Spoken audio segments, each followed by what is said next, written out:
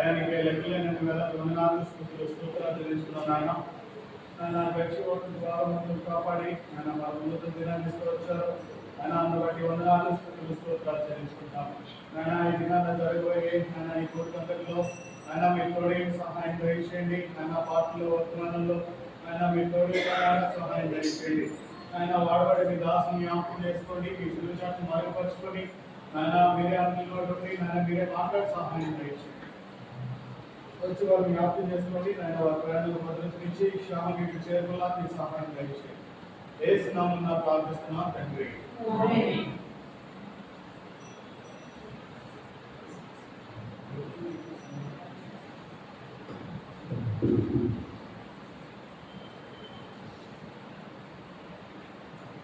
సమయంలో శివ గీతాల నుంచి కొన్ని పాటలు పాడుతున్నాం. పాటల్లో సహాయం చేయడం కొరకు చైతన్యాన్ని వస్తాం.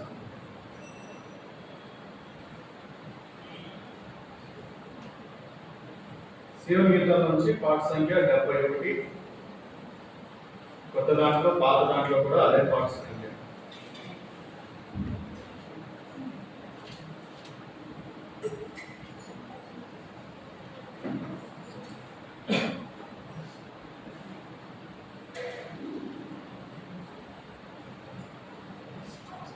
హల్లెలూయా యేసు ప్రభున్ ఎల్లరూ స్తుతించుడి. వల్లభుని జయలను తిలకించి స్తుతించుడి. పరమయ్య పని చేయు స్తుతించుడి.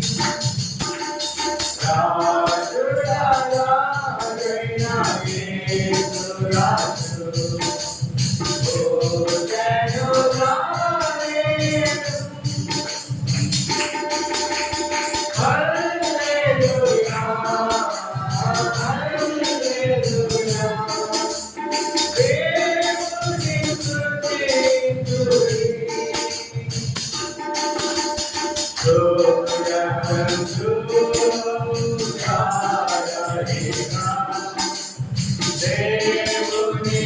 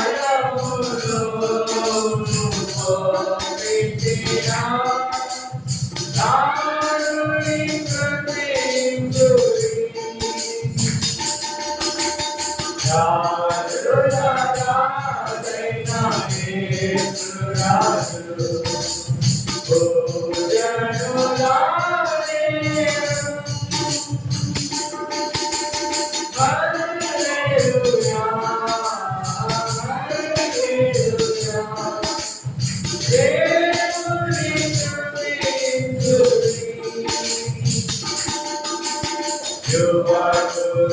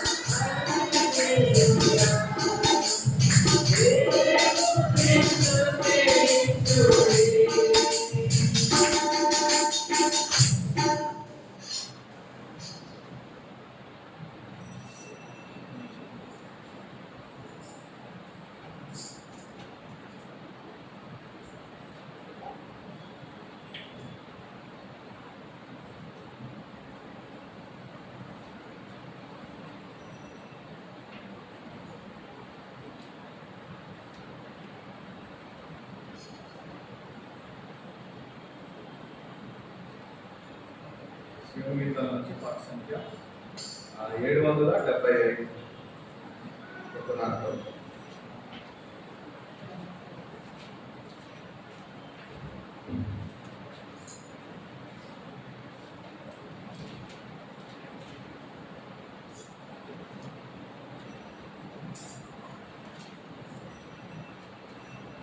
పాత దాంట్లో 757, పాత పాఠ పుస్తకంలో 638.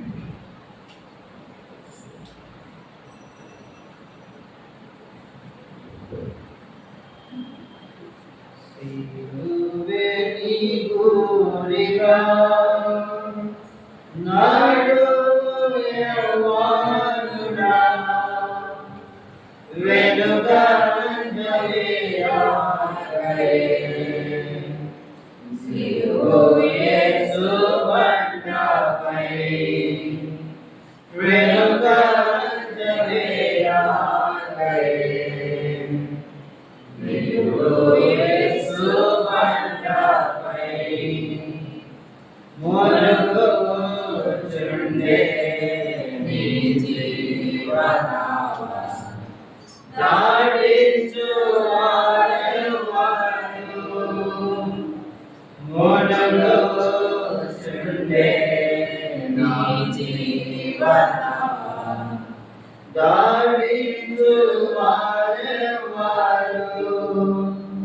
యేసు ప్రభునే దాటించువాడు,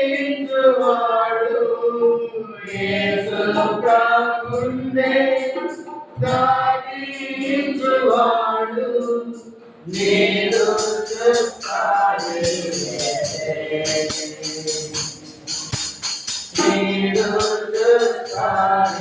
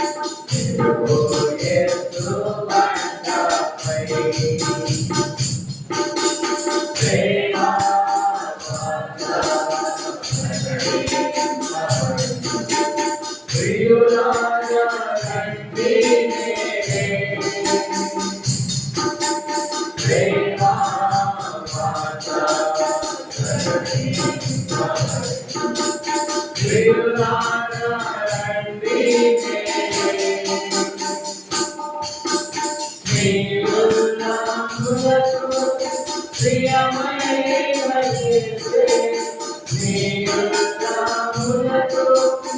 ఈ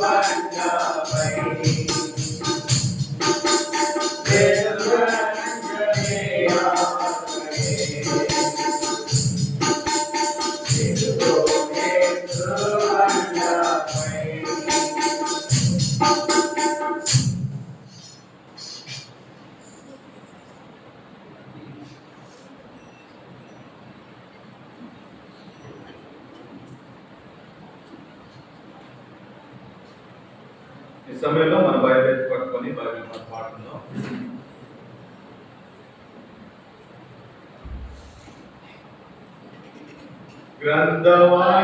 గ్రంథవాగ్దానంబులన్నీ నావి ప్రతి అక్షయము వచనము తాన దివ్య ప్రేమ వాగ్దానంబులు గ్రంథవాగ్దానంబులన్నీ నావి. Every promise in the book is mine. Every chapter, every verse, every line. All the blessings of His love divine. Every promise in the book is mine. ఈ సమయంలో మన మధ్యలో ఉన్నటువంటి నెల్లూరు నుంచి వచ్చిన దైవ సేవకులు పోషక డానియల్ గారు వచ్చి మనం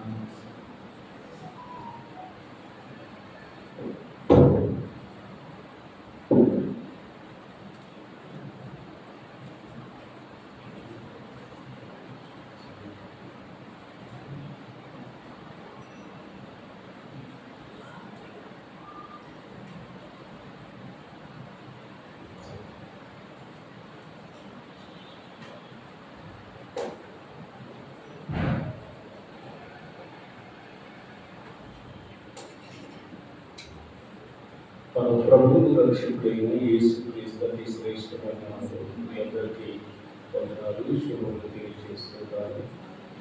అలాగే ఈ సమయించినటువంటి మాస్టర్ గారు కూడా ఒక మాట తెలియజేస్తున్నాను. దేవుని మనం కొద్ది నిమిషాలు దేవుని యొక్క సంఘం అంటే సంఘం యొక్క పని ఏంటి అనే విషయాన్ని మనం తెలుసుకుందాం. క్షణం ప్రార్థన చేసుకుని దేవుడి వాక్యం పెట్టి మహాపరిశుద్ధులైన మా ప్రియ పరలోక తండ్రి, మీ దివ్యమైన నామమును బట్టి నీ కృపాసనలను వహిస్తారని వస్తున్నాం ప్రభు. వాక్యం దీన్ని మీరు మాకు వివరించి వారు కూడా మీరే ప్రభు. మీ పరిశుద్ధాత్మ ద్వారా మీరు మమ్మల్ని నడిపించి మీ ఘనమైన నామములకు మహిమ తెచ్చుకుని మీరే ఎందుకు పవిత్ర నన్ను మీ సిలువ చాటున మరుగుపరచుకొని మీరే మాట్లాడండి ప్రభు. మాకందరికి కావాల్సిన దివ్యమైన మాటలు మీరు మాకు అనుగ్రహించి మహిమ పొందమని యేసు నామములో ప్రార్థన చేస్తున్నాను తండ్రి. ప్రియులారా, ఇది దేవుని యొక్క దివ్యమైన గ్రంథము. ప్రభు వాక్యమై ఉన్నారని మనందరికీ తెలుసు. మరి వాక్యము ఆయన జీవాహారం కాబట్టి ప్రభు సెలవిచ్చారు కదా, దేని తినువాడు చావకుండానట్లు నేను పరలోకం నుంచి దిగి వచ్చిన ఆహారాన్ని ప్రభు చెప్పారు.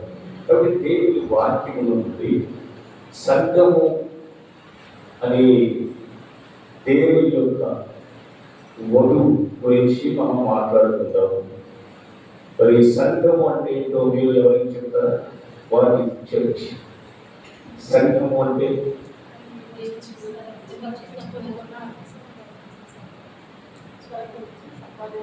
స్వరక్తమించి సంపాదించుకున్నాడు. సంఘాన్ని స్వరక్తమించి సంపాదించుకున్నాడు. కానీ చర్చ అంటే ఏంటి, సంఘము అంటే ఏంటి? మనకు ఒక చక్కని మాట ఉంది కదా, పేరు గ్రంథంలో 1 పేతురు 2:9 చెప్పండి. చీకటిలో నుండి ఆశ్చర్యమైన వెలుగులోనికి పిలువబడ్డాము అని చెప్పబడుతుంది. సంఘం అంటే చీకటిలో నుండి వెలుగులోనికి వచ్చినటువంటి వెలుగు స్తంభములుగా దేవుడు వారికి మనకు బోధిస్తుంది. చీకటిలో నుండి వెలుగులోనికి పిలువబడ్డాము. దేవుడు వెలుగై ఉన్నారు కాబట్టి మనము వెలుగులో ఉండాలి అని చెప్పి దేవుడు పిలిచాడు. కాబట్టి సంఘం అంటే అది ట్రమెండస్ లైట్, అంటే ఆశ్చర్యమైన వెలుగు అన్నమాట. ఆ వెలుగు లోపల కూడా వెలిగిస్తుంది, బయట కూడా వెలిగిస్తుంది. మనం బయట మోషే దేవుని సన్నిధిలో 40 రాత్రులు 40 పగలు గడిపితే అతని ముఖము ఇశ్రాయేలీయులు చూడలేనంతగా ప్రకాశించింది. అంటే ఆ వెలుగును చూడలేకపోయారు వాళ్ళు. మోషే అంటున్నారు, మీరు ముసుగు వేసుకోండి అని చెప్పారు. అలాగే అతని అంతరంగము కూడా చాలా అద్భుతంగా మార్పు చెందింది. అందుకే ట్రమెండస్ లైట్ అంటే అది నిన్ను వెలిగిస్తుంది, అది నీ అంతరంగాన్ని కూడా మార్చేస్తుంది, బయట రూపాన్ని కూడా మార్చేస్తుంది. మరి ఇలాంటి వెలుగు కనుక అందుకే ఒక కఠినమైనటువంటి మోషేను దర్శించింది కూడా మండుచున్న పొదలాగా ప్రభు దర్శించి ఆ వెలుగులో ఇతని అంతరంగంలో ఉండేటువంటి చీకటి అంతా కూడా కాల్చి వేసి అతన్ని ఒక గొప్ప నాయకుడిగా ఆ వెలుగు మార్చిందన్నమాట. అతను ఆ వెలుగును చూచి టోటల్గా మార్పు చెందాడు. మార్పు చెందడమే కాదు, లక్షలాది మంది ప్రజలను విడిపించగలిగాడు. ఇప్పుడు చూడండి, చాలా మంది వెలుగు చూస్తున్నాము, జ్యోతి చూస్తున్నాము అని జ్యోతి కొరకు, రైతు కొరకు ఎంతో 40 రోజులు దీక్ష చేసి వెళుతుంటారు. కానీ ఆ వెలుగు చూసి ఎంతమంది మార్పు చెందుతున్నారు? ఇలా బిడ్డ మధ్యాహ్నము కఠినమైనటువంటి ఒక విద్యావేత్త అయినటువంటి సౌలు బిడ్డ మధ్యాహ్నం వెళుతున్నప్పుడు ప్రకాశమానమైన ఒక వెలుగు అతని మీద పడింది. ఆ వెలుగులకు నేను విధేయుడైపోయాను అని చెబుతున్నాడు పౌలు. సౌలుగా ఉన్నటువంటి పౌలుగా మార్చబడి అతను చెబుతున్న మాట ఏంటంటే, ఆ వెలుగులకు నేను అవిధేయుడను కాలేకపోయాను అంటున్నాడు. సంఘము అంటే ఒక సూపర్ న్యాచురల్ లైట్, వెలుగులో ఉన్నవారు అని అంటారు. ఆ వెలుగు ప్రకాశిస్తుంది అనుకోండి, ఖచ్చితంగా చీకట్లో ఉన్న వాళ్ళందరూ ఆకర్షించబడతారు. సంఘము అంటే వెలుగులకు ఆకర్షించబడి యేసు అనేటువంటి వెలుగు చేత ఆకర్షించబడి వాడు వెలిగించబడి అనేక మందిని వెలుగులోనికి తీసుకొని వచ్చేవారుగా ఉంటారు. అంటే అందువల్ల వీరు ప్రకాశించుడి అని ప్రభు చెప్పారు. భార్య భర్త దగ్గర ప్రకాశించాలి, భర్త భార్య దగ్గర ప్రకాశించాలి, తల్లిదండ్రులు పిల్లల దగ్గర ప్రకాశించాలి, పిల్లలు తల్లిదండ్రుల దగ్గర ప్రకాశించాలి. ఇంట్లో ఆ వెలుగు బాగా కనిపిస్తే అలాంటి ఇంట్లో వెలుగు అని చెప్పి చుట్టుపక్కల ఉన్న వాళ్ళందరూ కూడా ఆకర్షించబడతారు. అప్పుడు సంఘము ఒక ఉజ్జీవమైనటువంటి సంఘముగా ఉన్నట్టు. చూడండి, బైబిల్ చదివి థామస్ ఆల్వా ఎడిసన్ అనేటువంటి వ్యక్తి ఏమనుకున్నాడంటే, నేను లోకమునకు వెలుగు అని ప్రభు చెప్పారు కదా, ఆ వాక్యం అతను చదివి ప్రభువు లోకానికి వెలుగు, అప్పటి వరకు ప్రజలందరూ చీకట్లో ఉంటున్నారు, నేను భౌతిక సంబంధమైనటువంటి వెలుగు కనిపెట్టాలి అని చెప్పి ఆ వాక్యమే అతని కన్నులకు వేరొక వెలుగు ఇవ్వాలని అనిపించింది అన్నమాట. అందుకే అతడు దాదాపుగా 10 నెలల సార్లు 10,000 సార్లు ప్రయత్నం చేసి ఈ బల్బు కనిపెట్టాడు. మనం ఒక అడిగితే అతను చెప్పే మాట ఒకటే, యేసు లోకానికి వెలుగై ఉన్నాడని వాక్యం చదివినప్పుడు నాకు చీకట్లో ఉండే వారికి ఒక వెలుగు కనిపెట్టాలని నాకు అనిపించింది, అందుకే నేను కనిపెట్టానని చెప్పాడు. అతడు కనిపెట్టినటువంటి ఎలక్ట్రికల్ బల్బు ద్వారా రకరకాల బల్బులు కనిపెట్టారు. ప్రపంచం అంతా వెలిగించబడింది. అది ఒక సైడ్ వ్యూ అనమాట. ఒక ప్రక్క ఆ రకమైన వెలుగు అతను కనిపెట్టాడు. అదే అతడు ప్రభువునందు విశ్వాసం వచ్చిన ద్వారా అతని జీవితం ద్వారా చాలా మంది వెలిగించబడ్డారు. 2 విధాలు అతడు ప్రకాశించాడు. ఒకటి సమాజ సేవకు ఉపయోగపడేది కనిపెట్టాడు. ఇంకొకటి ఆత్మ సంబంధంగా చాలా మందిని వెలుగులో నడిపించాడు. దేవుడు వెలుగై ఉన్నాడు కాబట్టి మనం ఆయన వెలుగులో ఉండాలి అని ఆయన ఆశపడుతున్నాడు. అంతమాత్రం కాదు, దీపం వెలిగించినప్పుడు దీపం స్తంభం మీద పెడతాం కదా మనం అని ప్రభు చెప్పారు. అది అందరికీ వెలిగివ్వాలని దీపస్తంభం మీద పెడతాము కానీ మంచం కింద దాన్ని పెట్టం కదా అని చెప్పాడు. యేసయ్య వెలుగు అయితే సంఘం అంటే దీపస్తంభము, ల్యాంప్ స్టాండ్ అన్నమాట. అది స్టాండ్. నీవు ఒక స్టాండ్గా ఉంటే నీ మీద ప్రభు వెలుగుతూ ఉంటాడు. యేసయ్య ఉద్దేశం అది. సంఘములో ఉన్న ప్రతి ఒక్కరు ల్యాంప్ స్టాండ్స్ అన్నమాట. మీ మీద యేసు ఉన్నప్పుడు అది వెలుగుతూ ఉంటే అనేక మందిని వెలిగిస్తాం. ఎవరైతే వెలుగుతున్న మండుచున్న పొద కనిపించదు కదా, అక్కడకు పాములు, తేళ్లు, విష జంతువులు రావు. ఒక చెట్టు మండుతుంది అనుకోండి, అక్కడకు పాములు, తేళ్లు, విష జంతువులు భయం. ఎందుకంటే ఎక్కడ కాల్ చేస్తున్నారు. అట్లాగే కోపాలు, అసూయలు, ద్వేషాలు, పగలు, ఈ చీకటి పురుగులన్నీ ఎవరైతే వెలుగుతుంటారో వారిలో ఉండవు. అవి గ్రహించబడతాయి. అదే ట్రమాండస్ లైట్ అంటే ప్రతి మనిషిని వెలిగించినటువంటి ఈ లైట్లోకి, ఈ వెలుగులోకి దేవుడు మనం ఇచ్చినప్పుడు మనలో ఏమైనా ఈ చీకటి కార్యాలు ఉంటే మనము వెలుగులో ఉండి వాటిని పరీక్షించుకుంటాం. వెలుగులో ఉన్న వారికి చీకటి బాధ కనిపిస్తుంది. నిజంగా వెలుగులో ఉంటే వారు ఏమనుకుంటారంటే నాలో ఈ కోపం ఉంది అని వెలుగులో ఉన్న వారికి అర్థమవుతుంది. కాబట్టి వెలుగులో ఉన్నవారు తమను తాము పరీక్షించుకుంటూ ప్రభు నన్ను వెలుగుగా చేశాడు, నేను వెలుగుతూ అనేక మందిని వెలిగించాలని, నేను ఒక వెలుగులో ఉండడానికి పిలువబడిన ఒక దేవుని బిడ్డను అని చెప్పేసి మనం గుర్తించాలి. కాబట్టి సంఘం అంటే వెలుగు సంబంధులు, చీకటిలో నుండి వెలుగులోనికి పిలువబడ్డాం. కాబట్టి నేను వెలుగును, నేను ప్రకాశిస్తున్నానా, ఆరిపోయానా? నేను వెలుగుతూ ఉంటే నాలో ఏమైనా పాములు, తేళ్లు, విషజంతువులాగా విషపూరితమైన లక్షణాలు నాలో ఏమైనా ఉన్నాయా అని తేటగా గ్రహిస్తేనే కానీ ఆ వెలుగు వల్ల ఉపయోగం ఉంటుంది. వెలుగు మనం ఎక్కడికి వెళ్ళినా టార్చర్గా ఉపయోగిస్తాం, చీకట్లో వెళ్ళే వాళ్ళకి. అందుకని దేవుని వాక్యమును చేత పట్టుకొని లోకమందు జ్యోతుల వలె ప్రకాశిస్తున్నాం, కనబడుతున్నాం. అలా కనబడాలి. ప్రభు ఈ 2025 సంవత్సరం ఎందుకు ఇచ్చాడు మనకి? చాలా మంది లోకంలో వదిలిపెట్టి వెళ్ళిపోతున్నారు కదా. వారందరిలోకి మనం శ్రేష్ఠులు కాము, వారందరికంటే మనం గొప్పవాళ్ళమనే కాము. మనము నీ ద్వారా ఆయన పని జరగడం కోసం ఈ సంవత్సరం ఇచ్చాడు, వెలుగుతూ ఉండాలి.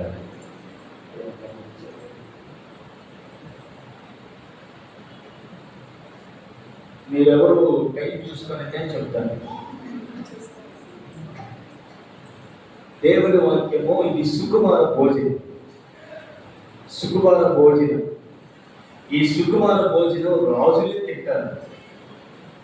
కాబట్టి మనము రెండవదిగా సంఘము అని అంటే brothers and sisters of lord Jesus Christ. సంఘము అంటే యేసు క్రీస్తు యొక్క సహోదరులు, సహోదరులు. ఎంత గొప్ప వాక్యం అంటే లోకస్వార్త 8వ అధ్యాయం 19వ వాక్యంలో ఒకసారి ప్రభువుని పిలవడానికి, ప్రభుని చూడడానికి ప్రభు తల్లి సహోదరులు వచ్చారు. అప్పుడు ప్రభు సమాజంలో ఉన్నారు. ఆయన దగ్గరికి వెళ్ళలేక బయటకు నిలబడి ఉన్నారు. కొంతమంది ప్రభుతో చెప్పారు, ప్రభు మీ తల్లి సహోదరులు వచ్చారు అంటే ఏం చెప్పారు ప్రభు? నా తల్లి నా సహోదరులు ఎవరు? వాక్యం విని దాని ప్రకారం చరించుకోండి. నా తల్లి నా సహోదరులు. మీరు వాక్యం వింటున్నారు కదా, వాక్యం వింటున్నప్పుడు ఆ విన్న వాక్యమును మీరు అనుసరించి నడుచువారుగా ఉంటే తప్ప, లేకపోతే ప్రభు ఏం చెప్పారంటే మీ ముత్యములను పందుల యుద్ధ వేయొద్దు అని చెప్పారు. పందికి ముత్యం యొక్క విలువ తెలియదు, బంగారు విలువ తెలియదు, రత్నాల విలువ తెలియదు. అది ఎంతసేపు పెంటలో దొల్లించడమే కానీ పని, అది బురదలో పడుకోవడమే కానీ. అలాగా మనము విలువైనటువంటి వాక్యం వింటున్నప్పుడు దాని ప్రకారం నడుచుకున్న ప్రతి వారు కూడా ప్రభు సహోదరులు. ఎంత ఆశ్చర్యం అండి! మనకు చరిత్రకారుడు, యూదు చరిత్రకారుడు ఒక వ్యక్తి ఉన్నాడు, ఫ్లావియస్ జోసెఫస్ అని. అతను యేసు ప్రభు గురించి ఏం చెప్పాడంటే he is the brother of Jacob, James అని రాశాడు. యాకోబు సహోదరుడు, యేసు సహోదరుడైన యాకోబు అని హిస్టరీలో రాస్తే యేసు ప్రభు చరిత్రలో ఉన్నాడని, ఆయనకు యాకోబు యొక్క తమ్ముడు ఉన్నాడని దాని అర్థం అవుతుందట. అట్లాగే బైబిల్లో ఒక పత్రిక ఉంది, యాకోబు పత్రిక. ప్రభు సహోదరుడు అని రాయబడి ఉంటుంది. అది ఎంత గొప్ప వాక్యం అండి! మనందరూ ఎవరు చెప్పండి? ప్రభు సహోదరులు, ప్రభు చెల్లెలు, ప్రభు తమ్ముడు అంటే ఎంత గొప్ప వాక్యం అండి! ఈ మనిషిని ఎక్కడో చూసినట్టు రెండు విధాలుగా పోల్చవచ్చు. ఎవరైనా ఒక బ్రదర్ చెప్పినప్పుడు సేమ్ నీ ముఖం అనే ఆ వృత్తి ఉంది, ఇద్దరు అన్నదమ్ముల అని అంటారు. పై రూపాన్ని చూచి పోల్చవచ్చు, కానీ యేసయ్య మాత్రం ఇంటర్నల్గా లోపల ఉండే మన అంతరంగాన్ని బట్టి ప్రజలు పోలుస్తారు. వీరు ఖచ్చితంగా యేసుతో ఉన్నవారే, వీళ్ళు యేసుతో ఉన్నవారు కదా అని చెప్పేసి పేతురుని అడిగారు. నువ్వు యేసుతో ఉన్నావు కదా, యేసుతో ఉన్నావు అంటావు లేదు, నువ్వు యేసు తమ్ముడు కదా అంటావు. ఎంత భాగ్యం ఉంటుంది! యేసు తమ్ముడు కదా అంటే బైబిల్ ఉందని చెప్పరు. యేసు తమ్ముడు కదా అంటే ఇంట్లో క్యాలెండర్ ఉందని కాదు. యేసు తమ్ముడు అంటే పెళ్ళలో సిలువ ఉందని కాదు. యేసు తమ్ముడు అంటే యేసయ్య వాక్యం ఇది, దాని ప్రకారం నడుచుకోవాలి. కాబట్టి నీకు ఒక అద్భుతమైన పేరు ఉంది. గలతీయులకు రాసిన పత్రిక 5వ అధ్యాయం చెప్పండి, క్రీస్తు యేసు సంబంధులు. ఎంత గొప్ప భాగ్యం అంటే క్రీస్తు యేసు సంబంధులు, relatives of lord Jesus Christ. మనందరూ ఎవరండి? యేసు క్రీస్తు సంబంధులు. మరి యేసు క్రీస్తు సంబంధులు ఏం చేస్తారు? సిలువ వేస్తారు కదా. ఏం వేస్తారు? సిలువ. ఇతరులు వేయకూడదు. సిలువ అంటే punishment, but for not his sin. శిక్షే. సిలువ అంటే శిక్ష, కానీ తన పాపమును బట్టి కాదు, ఇతరుల పాపాన్ని బట్టి. అంటే ఇతరుల కొరకు బాధలు పడేవాడు, ఇతరుల కొరకు హింస పొందేవాడు, ఇతరుల కొరకు ఎంతో ప్రేమ చూపేవాడు అని అర్థం సిలువ అంటే. ఒకసారి సిలువ నాటికేస్తారండి. సిలువగా ఆ నాటికేస్తుంటే అందులో క్రీస్తు పాత్రధారి ఒక అతను ఉన్నాడు. ఆ డైరెక్టర్ ఏం చెప్పాడంటే అతని మీద ఒక సిలువ, చెక్క సిలువ ఒకటి పెట్టారు. అబ్బాయి నువ్వు యేసులాగా నటించాలి. అట్లాగే నేను కొట్టేవాడిని పెట్టాడు, ఇద్దరు పెట్టాడు. నీవు గత పెడిసి వాళ్ళు కొడతారు కదా దెబ్బలు, అక్కడ కొట్టు, కానీ గట్టిగా కొట్టు. ఇది డ్రామా. కొంతమంది డ్రామాలు వేసుకుంటారు కదా, అందుకని ఆ డ్రామా ఆర్టిస్ట్ చెప్పాడు అనమాట, నువ్వు స్లోగా కొట్టు, గట్టిగా కొట్టుకో, వాడికి దెబ్బలు కాదు. నిజమైన ఏజ్ అయితే ఓర్చుకుంటాడు, డూప్లికేట్ ఏజ్ అయితే ఓర్చుకోడు, జాగ్రత్త అని చెప్పాడు. ఆ అవతల వ్యక్తి ఏం చేశాడు, ఇదే అవకాశం అతని ముందు నన్ను కొట్టేయడం అని చెప్పి కొద్ది గట్టి కొడతాడు. ఈ సిలువ మోసే యేసు పాత్రధారి ఉన్నాడు కదా, అంటే రే సులువు కలుగుతుందిరా, నేను ఓర్చుకోలేదురా, మెల్లగా కొట్టరా అంటున్నాడు. మెల్లగా బయట వాళ్ళకి వినపడకుండా అక్కడ ఈ మామూలుగా కొడుతున్నాడు. రెండవ స్త్రీడు బాగా కట్టి పుట్టాడు, సురుగ్గా ఓర్చుకున్నాడు. అరే నేను చేసేది కాదురా. తర్వాత మూడోసారి గట్టి కొట్టేసరికి ఆ శివుడు లేపి వాడు ఎంటబడ్డాడు. డ్రామా మొత్తం కొలాప్స్ అయిపోయింది. కొంతమంది ఇలాంటి పాత్రలు ఉంటారు. అందుకు ప్రభు సహోదరులని ఎవడైనా నన్ను వెంబడింపబోయిన ఎడల వారు కూడా తమ సిలువను ఎత్తుకొని నన్ను వెంబడించాలి, తను తాను ఉపేక్షించుకోవాలి. మరి అప్పుడు కదా వాళ్ళు గమనించేది. అప్పుడు ఏమంటారండి, వీళ్ళు ప్రభు సహోదరుడు యేసయ్య సిలువ వేయబడి తిరిగేసి 2024 సంవత్సరాలు అవుతుందండి. ఇప్పుడు లోపల దేవుడు మనం ఎందుకు పెట్టాడంటే నీవు యేసయ్య తమ్ముడుగా ఉంటామని, నటిస్తామని కాదు. యేసయ్య చెల్లెగా ఉంటామని, నటిస్తామని కాదు. యేసయ్య మనకి ఇచ్చిన ఈ అవకాశాన్ని మనం ఉపయోగించుకుంది. 2025వ సంవత్సరంలో నేను యేసయ్య చెల్లిగా ఉండాలి, యేసయ్య తమ్ముడుగా ఉండాలి, నేను కూడా నా ప్రభువుని లాగా పోల్చుకొని ఈమె ఖచ్చితంగా ఎక్కడి నుంచి వచ్చింది, ఈమె కలువరి కొండపై నుండి వచ్చింది. ఆయన రక్తంలో నుంచి వచ్చింది ఈ స్త్రీ. ఆయన రక్తంలో నుంచి పుట్టుకొచ్చాడు ఈ తమ్ముడు. అది ఒక సంఘము యేసు క్రీస్తు తమ్ముళ్ళుగా, యేసయ్య సంబంధులుగా ఉంటే ఎంత మంచిదండి. దేవుడు అందుకే మనకి ఈ అవకాశం ఇచ్చాడు. దేవుడికి మహిమ కలుగుగా. హల్లెలూయా. మనం దేవుడి వాక్యం ఏం చెప్తున్నామంటే అద్భుత రీతిలో సంఘము అంటే మొట్టమొదటిగా వెలుగులో ఉన్నవారు అని చెప్పుకున్నాం. అలాగే సంఘం అంటే ప్రభు యొక్క సహోదరులు అని చెప్పుకున్నాం. మూడవది ఏం చెప్పండి, మనం ప్రకటన గ్రంథం 1:6 చదివితే యేసయ్య మనను ఒక రాజ్యముగా చేశాడండి. రాజ్యము, కింగ్డమ్.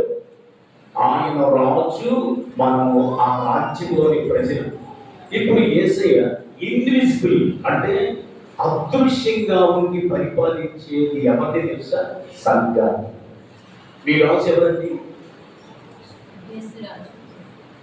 మీ రాజు ఎవరు? యేసు రాజు. మనమెవరు? ఆ రాజ్యంలోని ప్రజలు. ఒక రాజ్యముగాను చేశాడు, యాజకులుగాను చేశాడు. చాలా మంది యాజకత్వం చేయరు. రాజులు యాజకులు 2 పోస్టులు ఇచ్చాడు దేవుడు మనకి. రాజుగా ఉండడానికి పిలిచాడు, యాజకుడుగా సేవ చేయడానికి కూడా పిలిచాడు. సంఘము అంటే రాజులైన యాజక సమూహము. యేసయ్య రాజ్యం ఎలాంటిది? యేసయ్య రాజ్యం ఎలాంటిది అని దేవుడు వాక్యం చెబుతుందంటే యెషయా గ్రంథం 11 చెబుతుంటారు. యెషయా గ్రంథం 11 ఏముంది? సింహము మేకపిల్ల కలిసి మేస్తాయి. దేవుని స్తోత్రం. హల్లెలూయా. మీరు ఒకసారి యెషయా గ్రంథం 11వ అధ్యాయం బైబిల్లో చూడండి. యెషయా గ్రంథము 11వ అధ్యాయం 6వ వాక్యం చూడండి. తోడేలు గొర్రె పిల్ల యొక్క వాసన చేయడం. తోడేలుకు గొర్రె పిల్లకు కుదరదు, కానీ యేసు రాజ్యంలో అలా ఉండదు. తోడేలు గొర్రె పిల్ల 2 కూడా ఒకే మనసుతో, సాధు మనసుతో ఉంటాయి. చిరుత పులి మేక పిల్ల యొక్క పట్టుకోవడం అసలు ఎంతైనా డిఫరెంట్. చిరుత పులి మేక పిల్ల దగ్గర ఎట్లా పడుకుంటుంది? మేక పిల్ల కనబడి తినేస్తుంది. చాలా మంది సంఘాల్లో భార్య మేక పిల్లలాగా ఉంటే భర్త చిరుత పులి ఎప్పుడు కూడా ఫైటింగ్ ఉంటుంది. కొంతమంది భార్యలు చిరుత పుల్లాగా ఉంటే భర్తలు మేక పిల్లలాగా ఉంటాయి. ఆ కుటుంబంలో కూడా ఎంతో ఘోరమైనటువంటి సమస్యలు. కానీ ఆదివారం అయ్యేసరికి అన్ని సర్దుకొని మన దగ్గర చేస్తుంటారు. అన్ని కూడా ఎక్కడెక్కడి కొంతమంది వదిలి పెట్టుకుంటూ వస్తారు. వచ్చి ఇక్కడ చప్పట్లు కొట్టేటప్పుడు కూడా అదే ఆలోచిస్తూ చప్పట్లు కొడతారు. ఒకసారి ఒక చర్చిలో నేను వాక్యం చెప్పినట్టు ప్రార్థన ఒక పాట పాడమని చెప్పాను. పాట పాడమంటే ఒక ఆమె గట్టిగా కొడుతుంది చెప్పట్లు. అంటే ఆమె మామూలుగా దేవుల్లో ఆనందంగా లేకుండా పడుతుంది. ఆ తర్వాత అడిగితే ఏమో అనాలోచనగా చప్పట్లు కొడుతున్నామంటే ఈ రోజు నా కోడలు నన్ను తిట్టింది, ప్రార్థన అయిన తర్వాత సంగతి చూడడానికి అదే ఆలోచనతో కొడుతుందని చెప్పాలి. చూడండి, సంఘాలు గొర్రెతో పోల్చబడ్డారు. ఒక పోలిక ఉంది. ఒకటి గొర్రెలు, సజీవమైన రాళ్ళు, ద్రాక్ష తోట. సంఘానికి పోలికలు గొర్రెలు, అలాగే సజీవమైన రాళ్ళు. మీరు ఈ రాళ్ళు చూడండి, ఒకదాని మీద ఒకటి పెట్టబడ్డప్పుడు నా మీద బరువుగా నువ్వు లే అని మాట్లాడదు.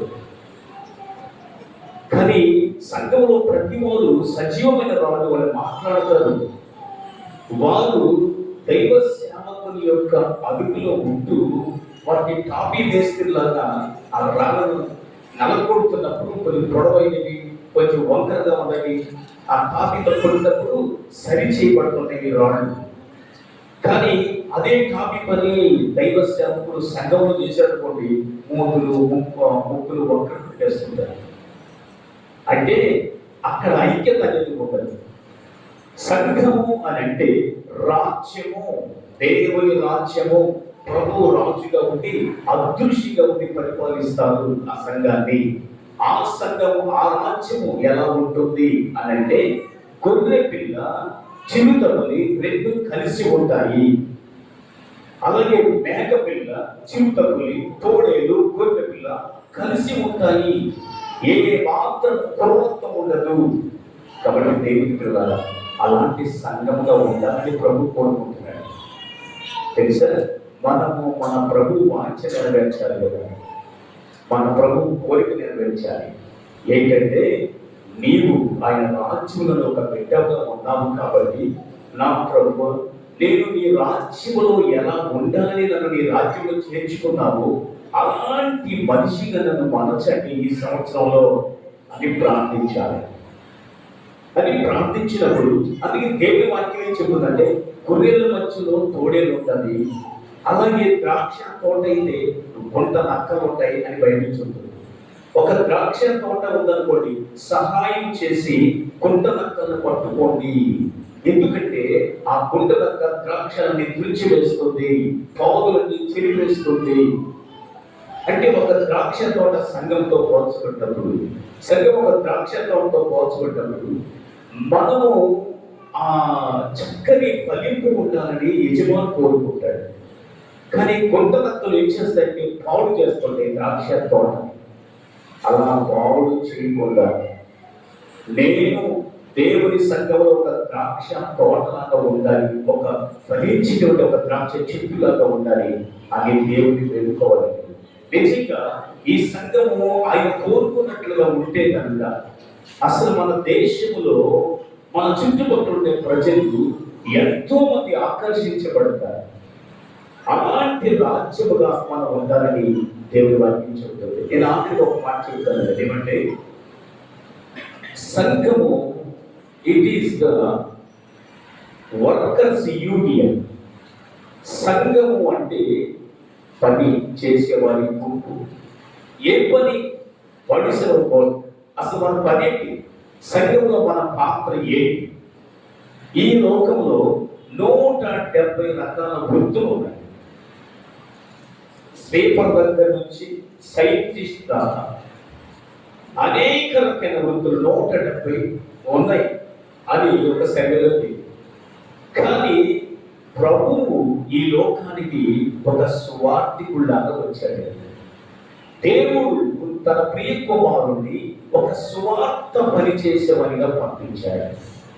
అందుకే ప్రభు మనకు ఇచ్చినటువంటి పని ఏంటంటే ఆయన కొరకు మనము ప్రయాసపడుతూ అనేక మందిని సంపాదించేటువంటి ఒక టీం వర్క్ చేసేటట్లుగా ఉండాలి.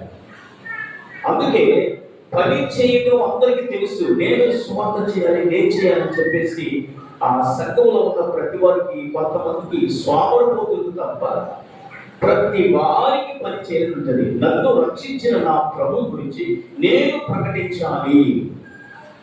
అసలు మనం పిలువబడింది ఎందుకంటే నిన్ను పిలిచిన వారి గుణాతిశయములను ప్రచురం చేయాలి. నిన్ను ఎవరు పిలిచారో, ఆయన ఎలాంటి వాడు, ఆయన ఎంత మంచివాడో ఎప్పుడైనా ఎవరికైనా చెప్పావా? ఆయన మంచితనం అసలు నిన్ను ఎలా రక్షించాడు, ఎలా ఆయన రాజ్యంలోకి వచ్చావు, నీకేం జరిగింది, అసలు నువ్వు వెలుగులోకి వస్తే వెలిగించబడ్డావా అని సాక్ష్యం చెప్పి ఆయన దగ్గర నడిపించగలవా? నీవు ఒక ప్రభు సహోదరుడుగా నేను ఉన్నాను, నాకు ఇలాంటి మంచి స్వభావం వచ్చింది అని ఎవరికైనా చెప్పగలిగావా?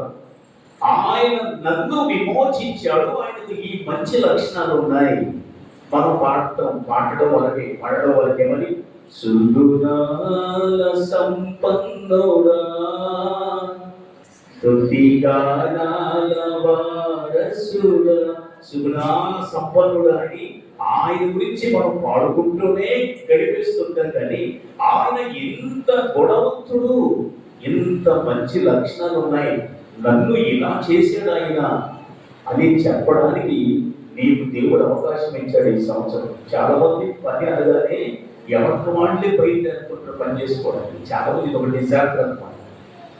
మరి చూడండి, క్రికెట్ టీంలో దాదాపుగా 11 మంది ఆడుతుంటారు. 11 మంది ఆడేటప్పుడు ఒకతను బ్యాటింగ్ బాగా చేస్తాడు, ఒకతను బౌలింగ్ చేస్తాడు, ఒకతను కీపింగ్ చేస్తాడు. వీళ్ళందరినీ ఒక టీం కెప్టెన్ ఏం చేస్తారంటే ఎవరిని ఎప్పుడు పంపాలా అని అలా టయానికి వరుసలో పంపిస్తుంటాడు. అంటే కలిసి కట్టుగా పనిచేయాలి. చూడండి, దేవుని వాక్యం ఏం చెప్తుందంటే సంఘము అంటే క్రీస్తు తోడి చెత్త పనివారు, క్రీస్తు చెత్త పనివారు. పని చేయాలనుకునే వాళ్ళందరూ సొంతంగా చేయకూడదు, కానీ క్రీస్తుతో చేయాలి. క్రీస్తు లేకుండా పని చేయలేము. మనలో ఎలా చేయాలి చెప్పండి? క్రీస్తుతో కలిసి పని చేయాలి. అది ఎట్లాగో, ఒక వ్యక్తికి సువార్త చెప్పాలంటే, ఒక వ్యక్తిని నువ్వు రక్షించాలంటే, ఒక సమూహాన్ని నువ్వు రక్షించాలంటే నువ్వు చాలా అద్భుతంగా ఒక క్రమశిక్షణతో పనిచేయాలి. దేవుని వాక్యం ఏం చెప్తుంది? లక్షలాది మంది ప్రజలు ఉన్నటువంటి ఐగుప్తు ప్రదేశానికి మోషే సింగిల్ గా ఒకసారి వెళ్ళాడు. దేవుడు లేడు అతనితో. అతను బాగా చదువుకున్నాడు, అంత మాత్రం కదా ఒక యువరాజు, అతనికి చాలా పలుకుబడి ఉంది. అలాగా క్రీస్తు లేకుండా, దేవుడు లేకుండా ఆ ప్రాంతానికి వెళ్ళి వారందరినీ విడిపించాలనుకున్నాడు.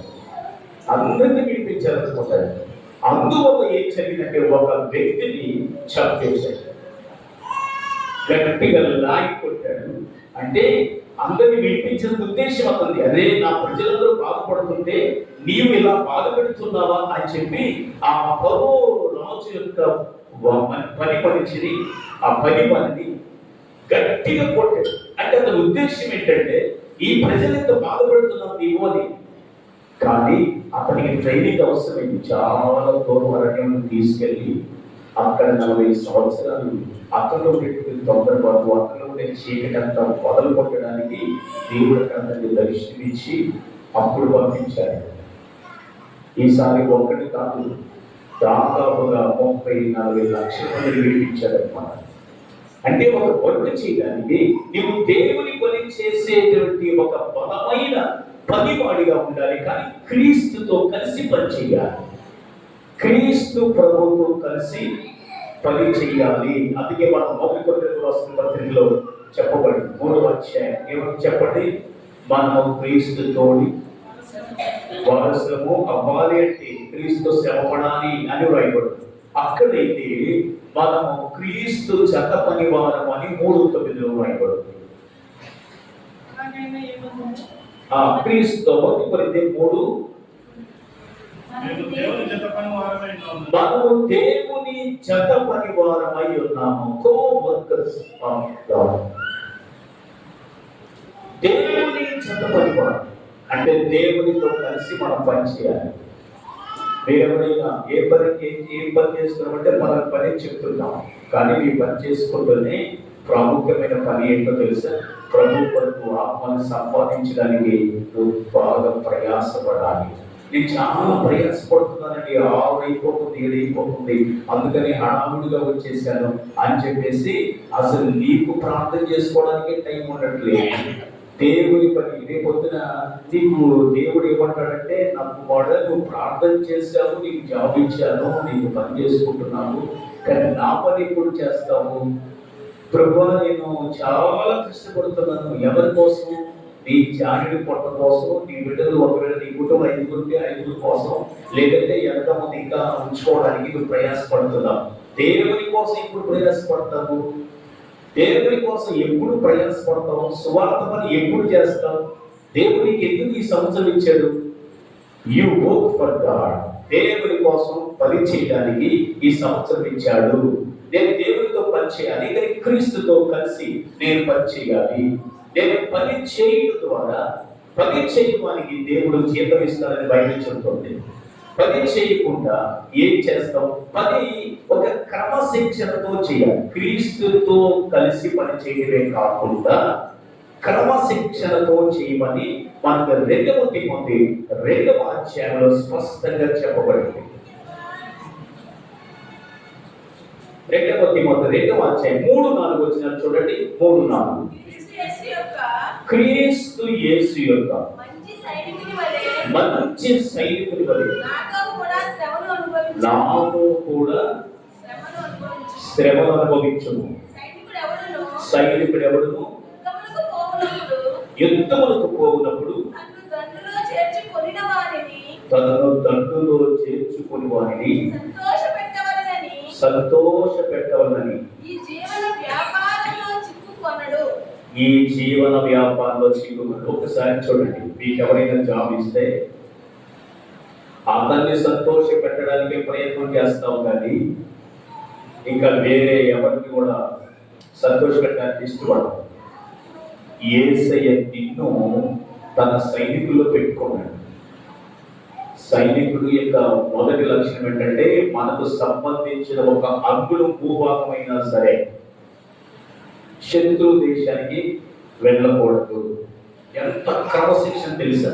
ఎట్టి పరిస్థితుల్లో సైనికుడుగా అడుగు పెట్టామంటే మనకు సంబంధించిన అంగుళం భూభాగమైనా సరే శత్రు దేశానికి వెళ్ళకూడదు. రాత్రి పగలు నిద్రాహారాలు వాళ్ళు సిస్టమేటిక్ గా టైం టు టైం వాళ్ళు వ్యాయామం చేయడమే కాదు, వాళ్ళ మనసంతా ఏముండదు, మన భూభాగాన్ని ఎవరు ఆక్రమించుకోకూడదు. మరి సాధనుడు ఎంత ప్రయత్నం చేస్తున్నాడు ఈ లోకమంతటిని ఆకర్షించడానికి. అసలు వాడికి రెస్ట్ లేదని బైబిల్ చెబుతుంది. అసలు అతనికి బాగా తెలిసిందని ప్రకటన గ్రంథం 12వ అధ్యాయంలో ఉంది, ఇదిగో అతను రాత్రి పగలు వర్క్ చేస్తున్నాడు. ఎలాగైనా సరే దేవుని బిడ్డని ఆ నిత్య నరకానికి తీర్చుకోవాలి అని చెప్పేసి దేవుని బిడ్డల మీద అతను ఎక్కువ పని చేస్తున్నట్టుగా మనకు ఆ ప్రకటన గ్రంథం 12వ అధ్యాయం ఒకసారి చూడండి. ప్రకటన గ్రంథం 12వ అధ్యాయం 12వ ఒకసారి చూడండి. అందుచేత పరలోకమా పరలోక నివాసులారా ఉత్సహించుడి, భూమి మీకు శ్రమ, అపవాది తనకు సమయము కొంచెమే అని తెలుసుకొని బహు క్రోధము గలవాడే.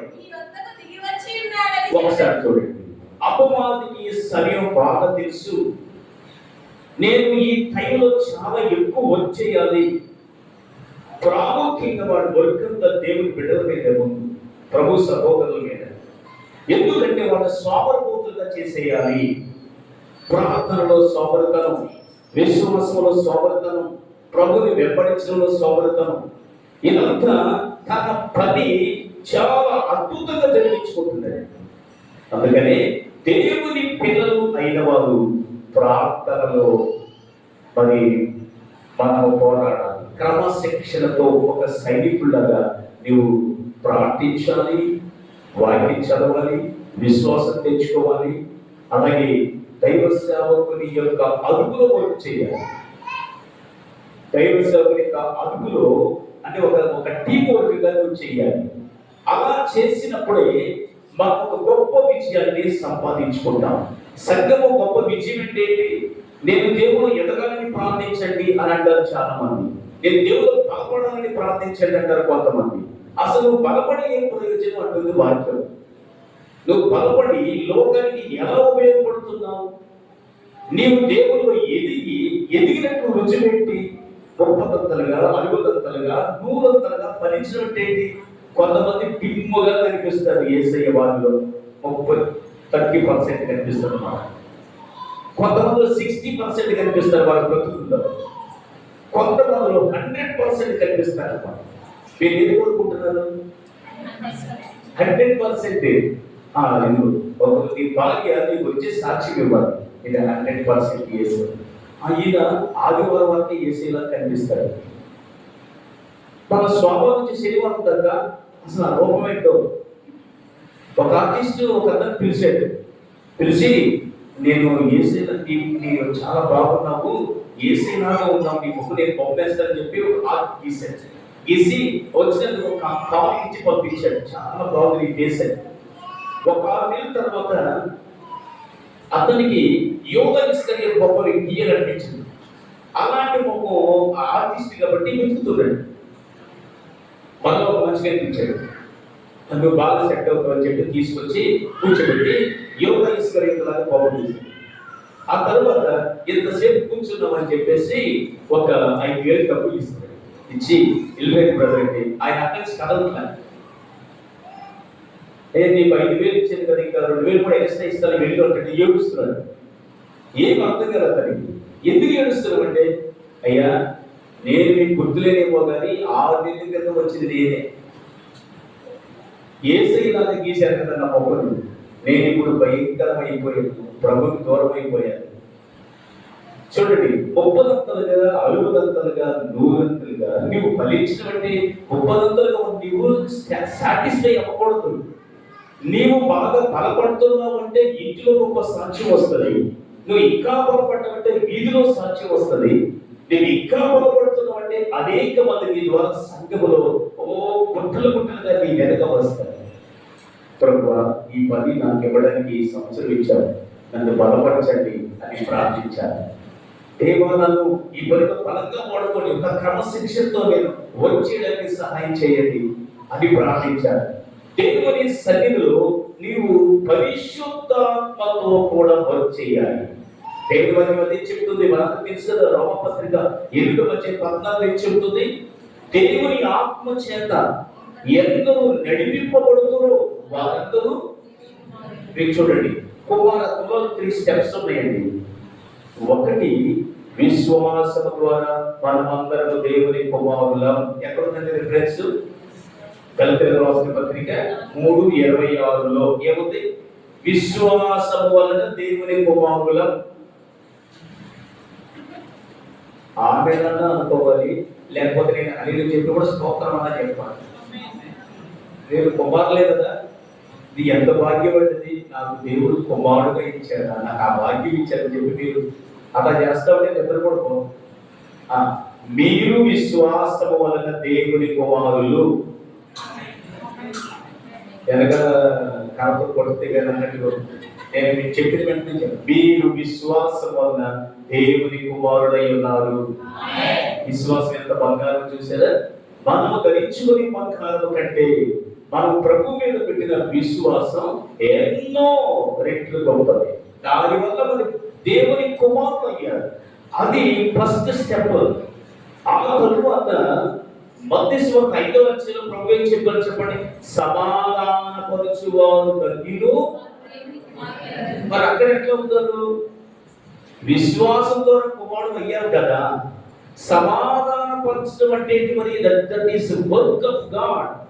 నీవు ఇద్దరు మనుషుల మధ్య సమాధానం కుదురుస్తున్నావు అంటే నువ్వు కొంచెం పని చేస్తున్నావు అని అర్థం. అంటే ఆ కుమారత్వంలో తండ్రి పనిలో నువ్వు బాగా పంచుకుంటున్నావు. నువ్వు సమాధాన పరిచే స్థితికి వెళ్ళావు. ఇద్దరి మధ్య సమాధానం. ఎప్పుడైనా ఇద్దరి మధ్య గొడవ వచ్చినప్పుడు వెంటనే సమాధాన పరుస్తున్నావా? లేకపోతే మధ్యలో ఇంకొక పొందేసి కొంతమంది పొగ్గు మంట పడినట్టుగా చేస్తుంటారు. ఎవరంటే వీళ్ళు కూడా దేవుని పిల్లలే.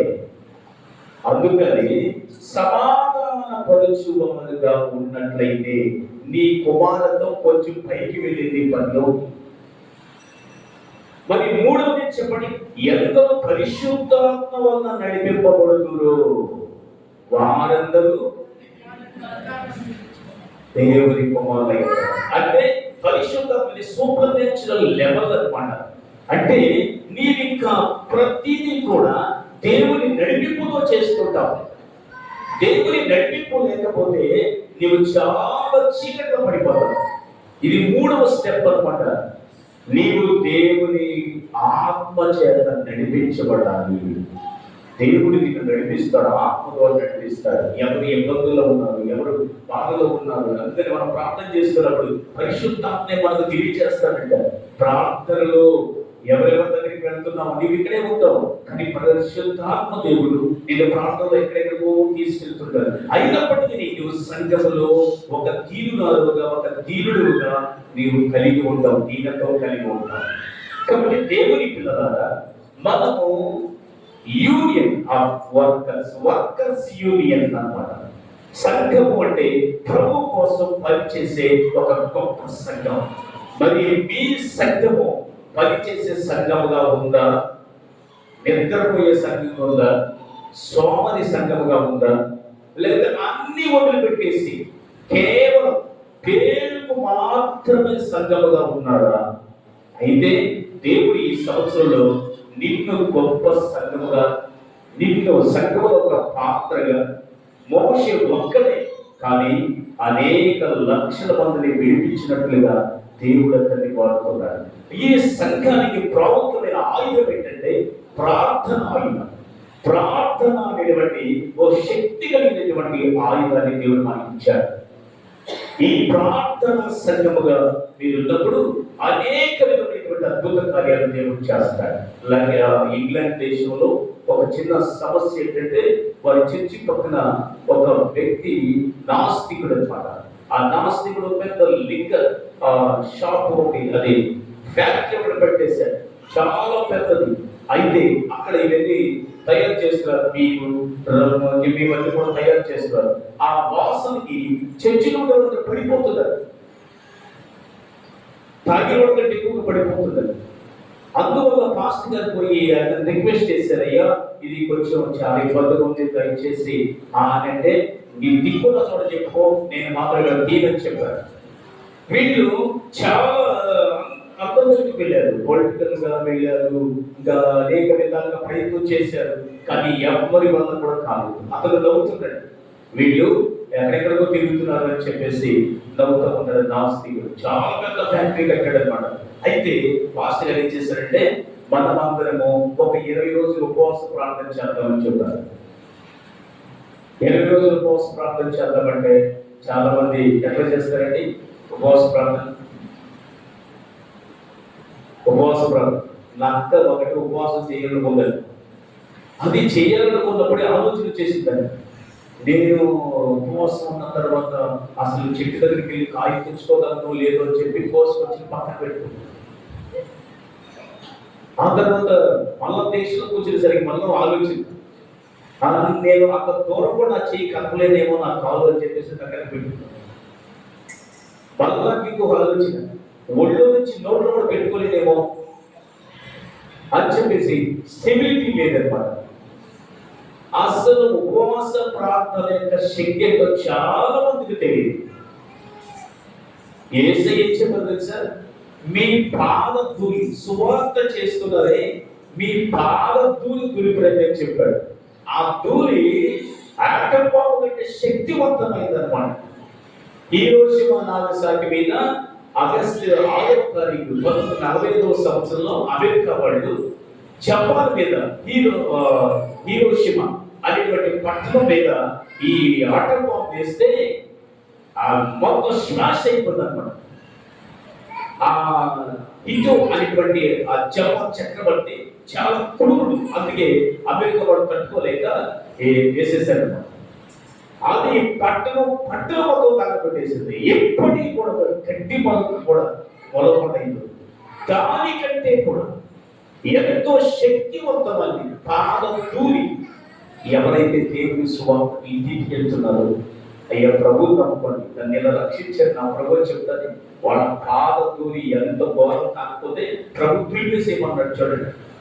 అందుకే ప్రార్థన చేసేవారి ధూళి ఎంత శక్తివంతమైంది అయితే వారు ప్రార్థన చేస్తే ఇంకెంత మహిమ అనేది కనిపిస్తుంది సంఘాల్లో. ప్రార్థన సంఘముగా ఉండాలి. కానీ చాలా మంది కానుక ఇవ్వమంటే ఇస్తారు, పనులు చేయమంటే చేస్తారు. కానీ ఉపవాస ప్రార్థన అంటే ఎంత స్వార్థంగా ఉంటారంటే అంత స్వార్థంగా ఉంటారు. పాస్టర్ గారు చెప్పాడు, 20 రోజులు ప్రార్థన అంటే అందరూ పాస్టర్ గారు చూసుకుంటారు అని ఎవరు కొంతమంది ఎక్కడ పాస్టర్ గారు మా ఇంట్లో బాగుంది మీరు చేయండి అంటారు. అంటే అంత భారంతో పాస్టర్ మీద వేసేసుకున్నారు. ఆ సంఘం అలాగా పిల్లల చేత మొత్తం వచ్చేసారు, అందరూ వచ్చి ప్రార్థన చేశారు 20 రోజులు. ఆయన ఎగతాలు చేస్తున్నాడు, అందరి దగ్గరికి వెళ్ళారు. ఇప్పుడంట దేవుడు ఇట్టాడంట వాడు ప్రార్థన అని. చాలా ఆశ్చర్యమైన విషయం ఏంటి తెలుసా? 20 రోజుల తర్వాత 21వ రోజు దట్టంగా మేఘాలు ఆవరించాయి.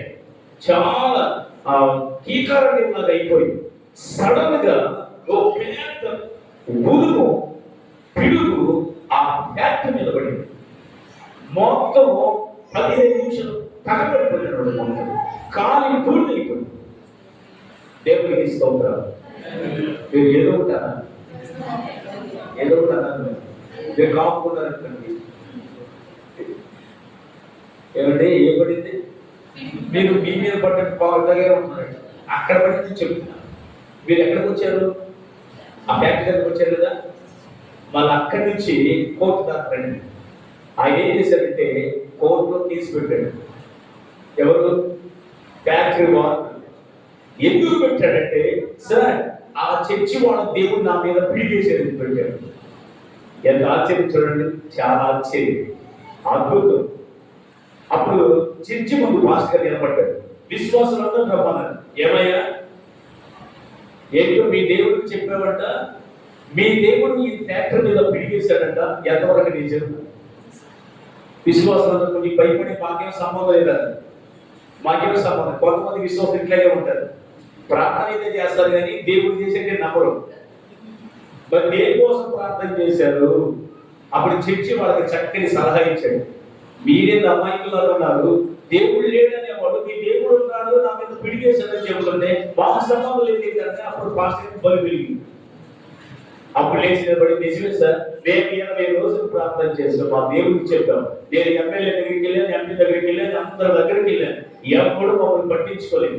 మేము మా దేవుడికి ప్రార్థన చేస్తాం, ఇది మా దేవుని వల్ల జరిగిందని చెప్పాడు.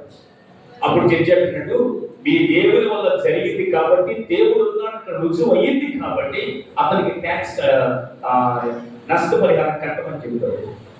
నష్టపరిహారం సంతోషంగా పెట్టారు. మళ్ళీ జడ్జి అడుగుతున్నాడు, మళ్ళీ కడతామని. నేను సచ్చినట్టు నా ఆ దేవుడు ఎంత మా నిజమైన దేవుడు అని నాకు తెలిస్తే అసలు నేను ముందే కట్టేవాడి కాదు. అతని మార్పునకు, చుట్టుపక్కల ప్రజల మార్పునకు కావాలి గొప్ప కార్యం ఏంటంటే సంఘం యొక్క ఉపవాస ప్రార్థన. సంఘం అంటే ఇలా ఏదో అనాలోచనగా వచ్చి వెళ్ళిపోయింది కాదండి. సంఘం అంటే ప్రభు యొక్క సహోదరులు. సంఘం అంటే ఒక వెలుగు. సంఘం అంటే ఒక రాజ్యము కలిసి ఆనందంగా సంతోషంగా లోకానికి చూపించే ఒక అద్భుతమైనటువంటి సంఘం. అంత మాత్రం కాదు, ప్రభు మహిమను నీ పని ద్వారా చూపించేది సంఘం అంటే.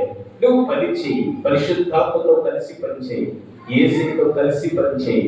అలాగే నీ ద్వారా దేవుడు విస్తారమైన మనుషులను ప్రభు దగ్గరికి తీసుకొచ్చినట్లుగా నీ ప్రార్థన జీవితాన్ని మెరుగుపరుచుకో. ఓ బలమైన ఉద్యమంతో అందరినీ ప్రార్థనలో బలపరచబడ్డానికి నన్ను కూడా ఒక సాక్షిగా నిలబెట్టుకోండి ప్రభు అని ప్రార్థన చేసుకుందాం. అందరూ క్షణం ప్రార్థన చేసుకుందాం.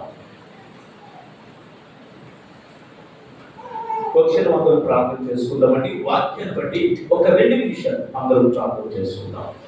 వాక్యాన్ని బట్టి మీరు మోకరించగలిగిన వాళ్ళు ఉంటే మోకరించండి. ప్రభు వైపు చేతులు చాపండి. ప్రభు వైపు చేతులు చాపి ఒక్క నిమిషం అందరూ కూడా మోకరించగలిగారు. మోకరించి, ప్రభువా, నేను చీకట్లో ఉంటే నన్ను వెలుగులో పిలిచాము, మరి నేను ఎంతవరకు వెలుగుతున్నానో అని నువ్వు నాకు చెప్పారు. ఈరోజు నేను ఒక దీపస్తంభంగా ఉంటే నువ్వు నా మీద వెలుగుతూ ఉండాలి ప్రభువా. అప్పుడు లోకమంతా చూస్తాను. మొదట నా ఇంటి వాడు నన్ను చూస్తాను, తర్వాత నన్ను వీధిలో ఉండేవాడు గమనిస్తాను. ప్రభువా, నేను నీ సహోదరుడేనా, నీ చెల్లినేనా, నేను మీ తమ్ముడినేనా ప్రభువా? అలా నాకు ఒక ఆలోచన అనేది వాక్యం ద్వారా పుట్టించారు. నన్ను కాలేజీకి వెళ్ళినా, పని దగ్గరికి వెళ్ళినా, సంఘంలోనైనా ఇంటి దగ్గరైనా ఈమె ప్రభు సహోదరి, ఈమె ఇద్దరు ప్రభు సహోదరుడు అని నా గురించి చెప్పుకోవాలి ప్రభు. అలాగే నడుచుకోవడానికి కృప చూపించారు తండ్రి.